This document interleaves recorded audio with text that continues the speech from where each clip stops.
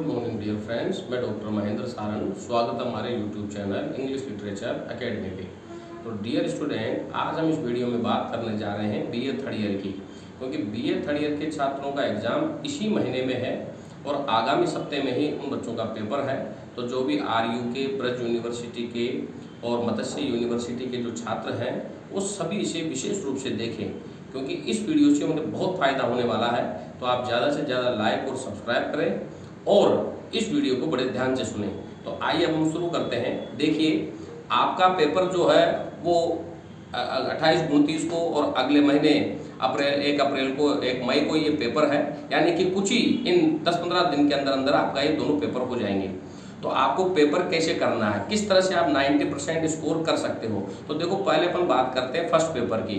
First paper के आपके 3 part है। सेक्शन ए में ब्रिटिश लिटरेचर, सेक्शन बी में इंडियन लिटरेचर और सेक्शन सी में है आपके तुगलक और हैरियम।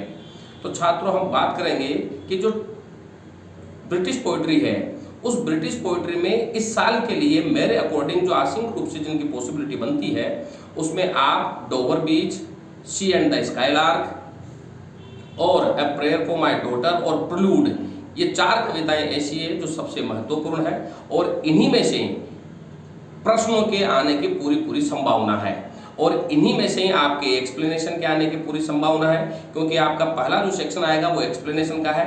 और जो डोवर बीच मैंने आपको बताई है, प्रेयर फॉर माय डॉटर मैंने आपको बताई है और प्लूड जो मैंने आपको बताई है, इन्हीं में से आपको एक्सप्लेनेशन आएगी। तो एक्सप्लेनेशन को आपको 5 पार्ट में बांटना है।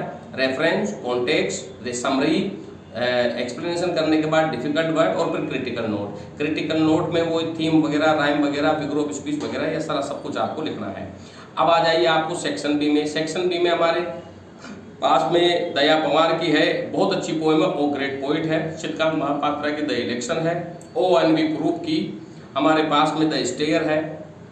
इसके बाद में अर्थन कोर्स, इसमें सॉरी ONV ग्रुप के अर्थन कोर्स है और फिर इसके बाद में स्टेयर है और डू समथिंग ब्रदर के साथ साथ don't call me Indo Anglian. ये कविताएं आपके सबसे इंपॉर्टेंट बनती है, जिसमें से लॉन्ग क्वेश्चन के और शॉर्ट क्वेश्चन के आने की संभावना है। ध्यान रखें सभी छात्र, जो ब्रिटिश पोइट्री, जो इंडियन पोइट्री है, इनमें से आपके शॉर्ट क्वेश्चन भी आएंगे और एक्सप्लेनेशन भी आएंगे। तो सबसे पहले आपका एक्सप्लेनेशन का क्वेश्चन आएगा, फिर शॉर्ट क्वेश्चन, फिर लॉन्ग क्वेश्चन। तो आपके ब्रिटिश पोइट्री को और इंडियन पोइट्री को लर्न करने से आप एक्सप्लेनेशन भी कर पाओगे और लॉन्ग क्वेश्चन भी कर पाओगे।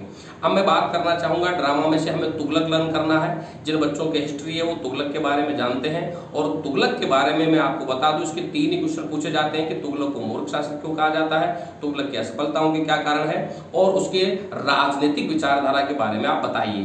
तो समराइजेशन, थीम, प्लॉट के साथ साथ आप तुगलक के कैरेक्टर, इसका हिस्टोरिकल प्ले कैसा है और तुगलक ने किस तरह की बेवकूफियां करी जिनकी वजह से वो असफल हुआ। तो राजधानी चेंज करना, सिक्के बदलना और लोगों की हत्या करवाना, ये सारी चीजें आप लिखोगे। और पॉलिटिकल व्यू का पूछ लिया जाए तो उसमें आइनुल मुल्क को कैसे मरवाया, नजीब को कैसे मरवाया, स्टेप मदर को क्यों मारा और अबासिद को कैसे मारा, अजीज आजम उसके विलन कैसे साबित, तो ये सारी चीजें लिखनी है। तो बहुत अच्छा ओवरऑल एक हिस्टोरिकल प्ले है, आप इसमें अच्छा स्कोर कर सकते हो।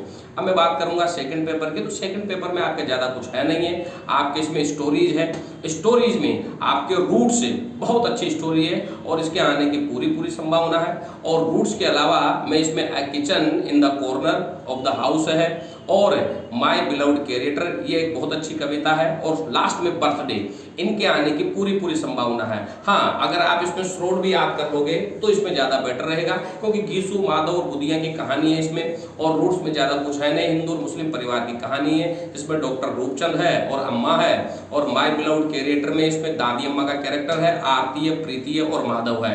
इन कैरेक्टरों को आप अच्छे तरीके से बताएं। और किचन इन द कॉर्नर में यहाँ पर किशन और उसकी पत्नी मीनाक्षी किस प्रकार घर के रहने वाली स्त्रियों की और पुरुषों की दशा को बदलती है, किस प्रकार से उसमें सामान्य बिठाती है। ये बहुत अच्छी कहानियां हैं, आपको अच्छे तरीके से इसमें स्कोर कर पाओगे, लेकिन बिना पॉइंट के किसी को भी नहीं लिखना है। अब हम बात करते हैं इसके सेक्शन बी की। तो सेक्शन बी में आपके इसमें आपका बहुत अच्छा ड्रामा है गाइड और जेन एरी में से आपका क्वेश्चन आएगा, 101% आएगा। और गाइड में आपकी इसकी फिल्म बनी हुई है देवानंद की और वहीदा रहमान की, आप उसे देख करके भी इसको कर सकते हो। जेन एरी भी बहुत अच्छी है। मैं चाहूंगा कि आप जेन एरी और गाइड दोनों लर्न करें। इससे क्या है कि आपको हर सेक्शन में से क्वेश्चन करना पड़ेगा, तो आपके एक क्वेश्चन स्टोरी का हो जाएगा, एक क्वेश्चन गाइड का, एक क्वेश्चन जेन एरी का। सेक्शन सी में आपको थोड़ी डिफिकल्टी हो सकती है, लेकिन ऐसा कुछ नहीं है। आपको उसमें हिंदी अनुवाद आएगी, हिंदी को इंग्लिश में ट्रांसलेट करना है तो अच्छे तरीके से उसे करना है। और क्रॉस एंड फिक्शन के बारे में पूछेगा आपको तो उसको डिटेल नोट में आपको लिखना है, ये नहीं कि उसको थीम की तरह या समरी की तरह लिख के आ जाए। तो सेकंड पेपर भी ऐसा कुछ है नहीं है, आप उसको आसानी से लर्न कर पाओगे। लेकिन अंत में मैं ये बताना चाहूंगा कि आप जो लोग हैं बिना पॉइंटों के कुछ भी नहीं लिखे, सबसे पहले लॉन्ग आंसर करें, लॉन्ग आंसरों के पॉइंट बनाए और पहले ही पॉइंट निर्धारित कर दें और फिर एक एक पॉइंट को डिस्क्राइब करें। टाइम का पूरा ध्यान रखें, टाइम के अकॉर्डिंग सारी चीजों को करें। जब आप पोइट्री के क्वेश्चन करें तो याद रखिए उसमें पोइटिक थीम बताना न भूलें, जैसे कि इमेजनरी क्या है, राइम स्कीम क्या है, फिगर ऑफ स्पीच क्या है।